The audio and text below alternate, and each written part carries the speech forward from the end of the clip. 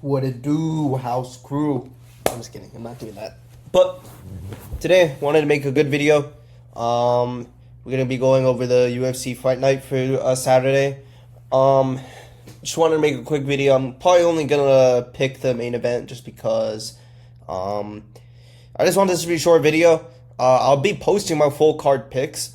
Make sure to follow not only Dr. House MMA but follow Goat Squad Picks. It's a new account that I made with 11 other MMA accounts just like mine, and we will be posting our picks. We'll be posting our picks on that account mainly, and it'll be all full card picks. I'll still be making videos, giving my predictions, but if you want to see all my picks for every single fight night and event, you can just check out there. And I'll probably only gonna do full card predictions for pay-per-views just because, well, honestly, I can't really be bothered to do all fight nights. But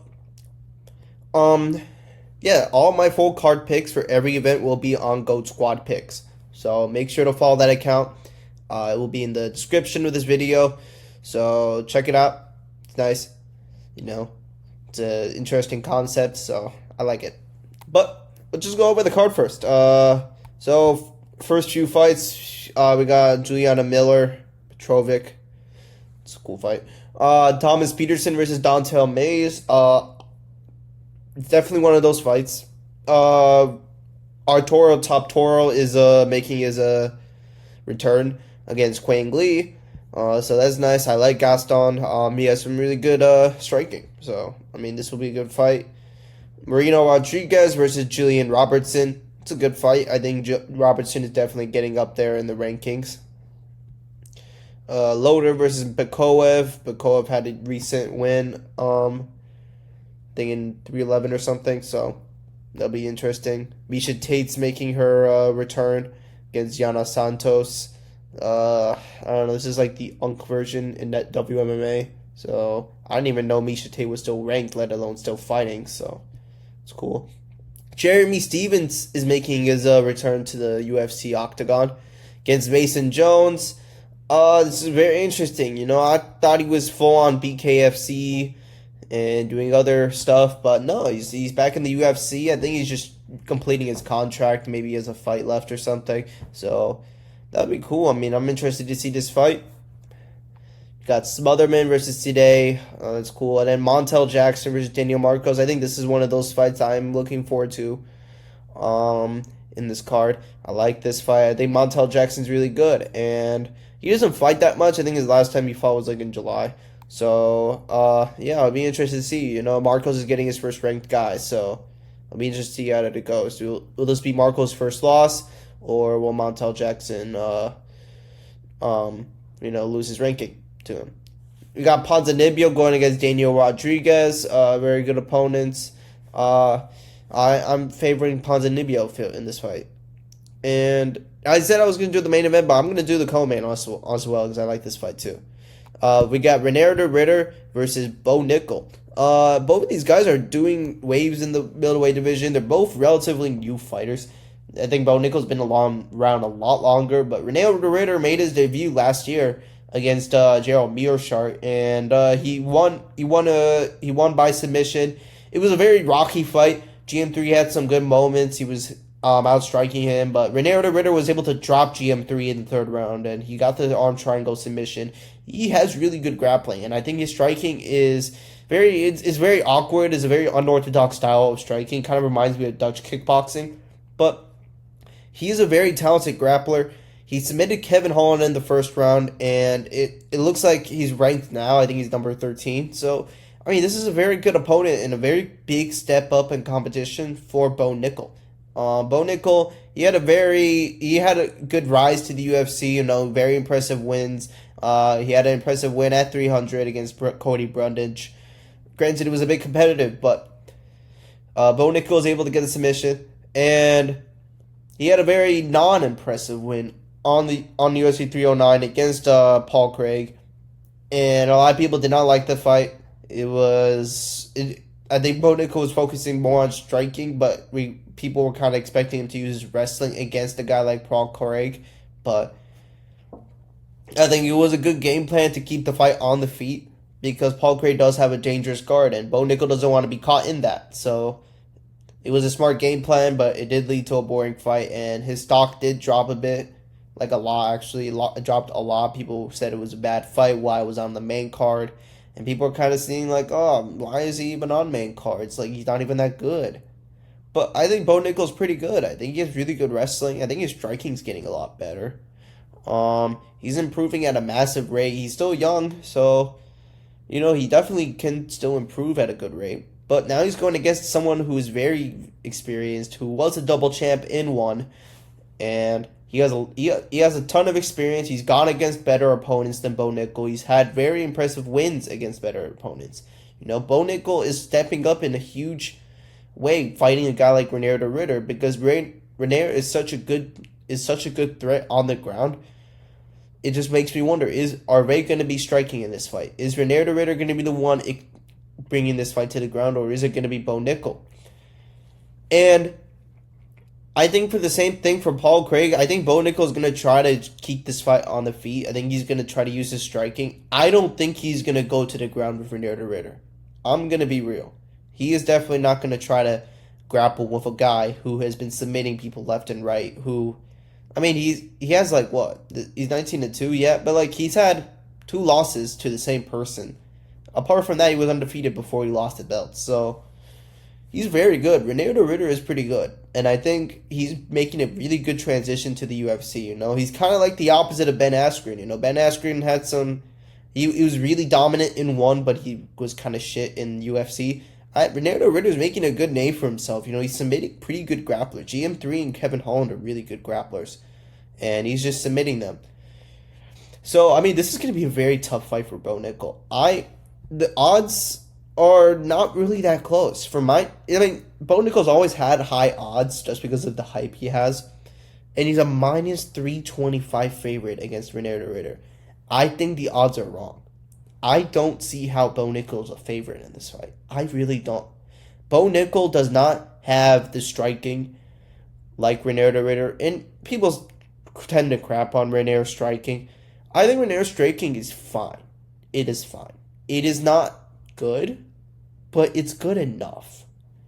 Because his unorthodox style does give people trouble, and he just somehow manages to, get that good shot. Like he got against GM3. GM3 was doing really good against the feet on Reinier, but Reinier was able to drop him in the 3rd round.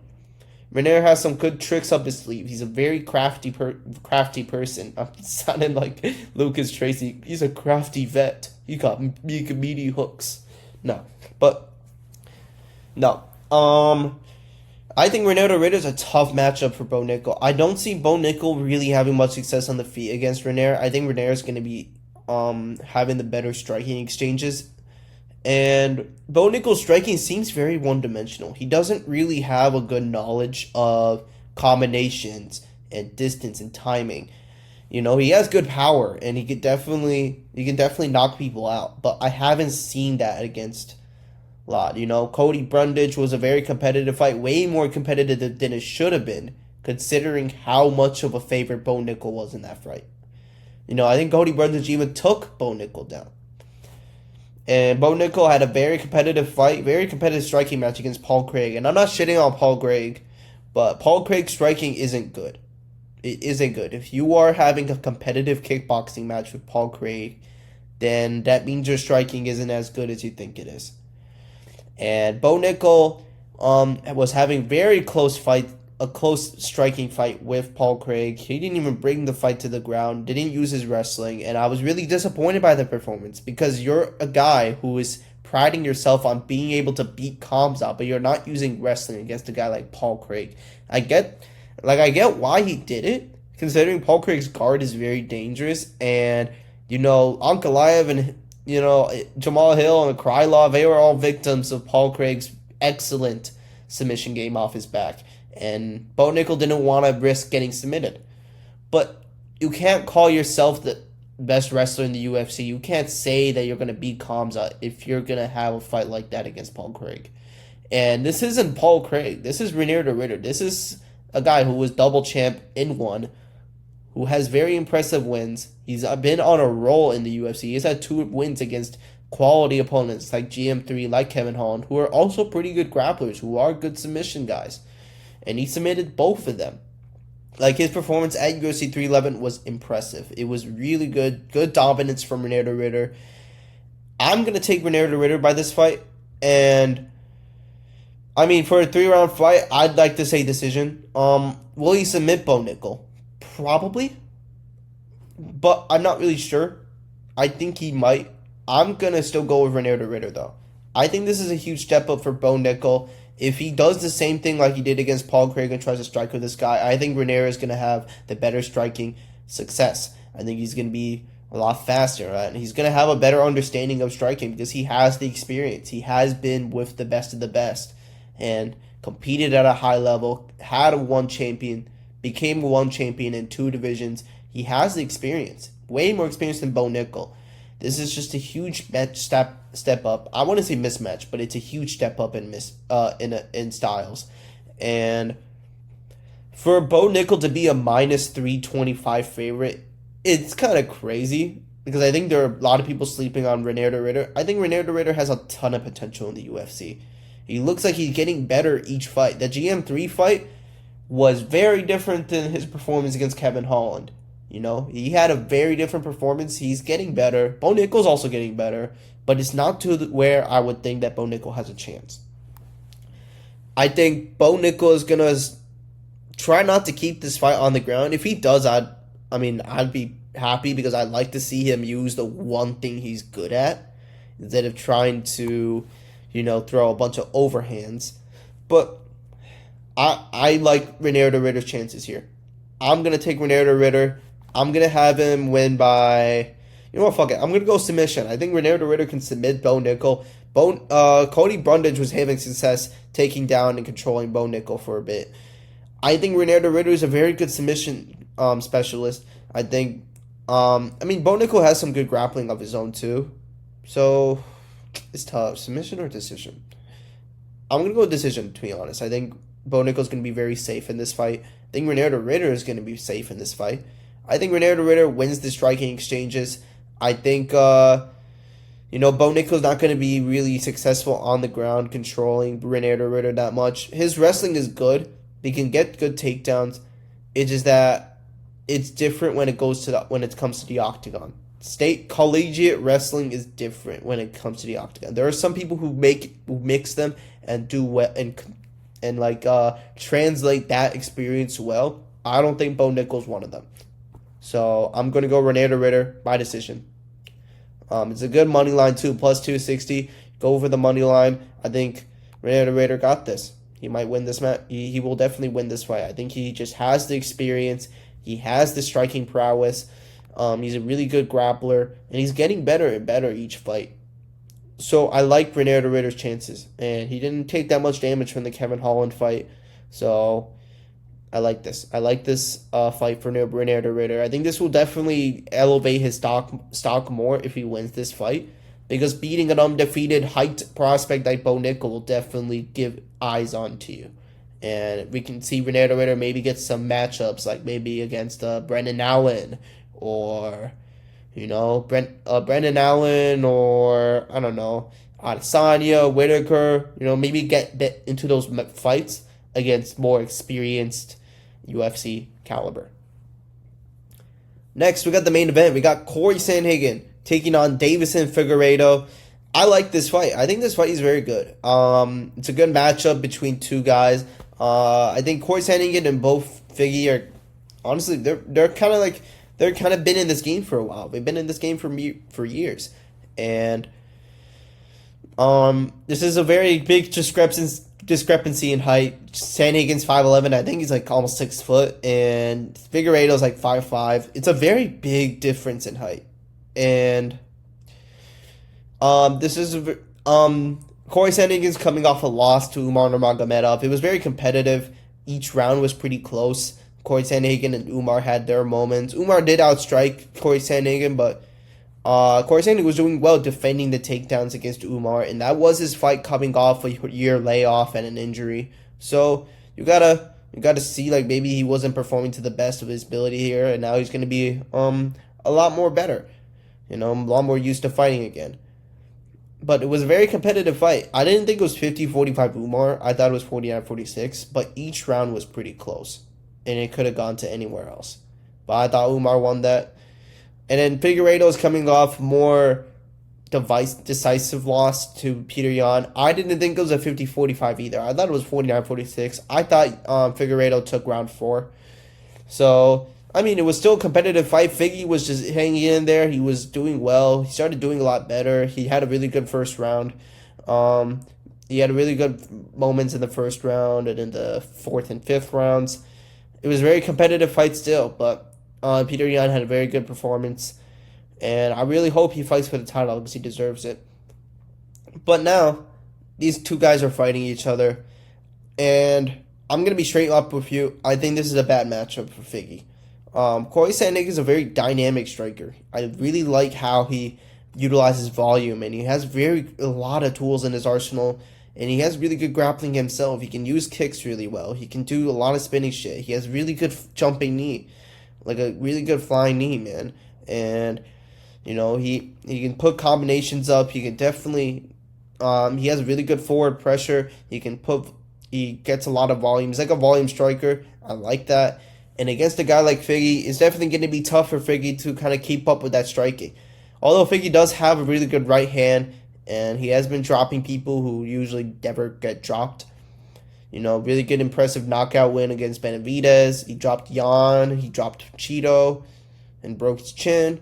And you could definitely drop Corey. If you get some really good shot, you could definitely drop Corey. I wouldn't be surprised if it does happen, considering it's a 5-round fight.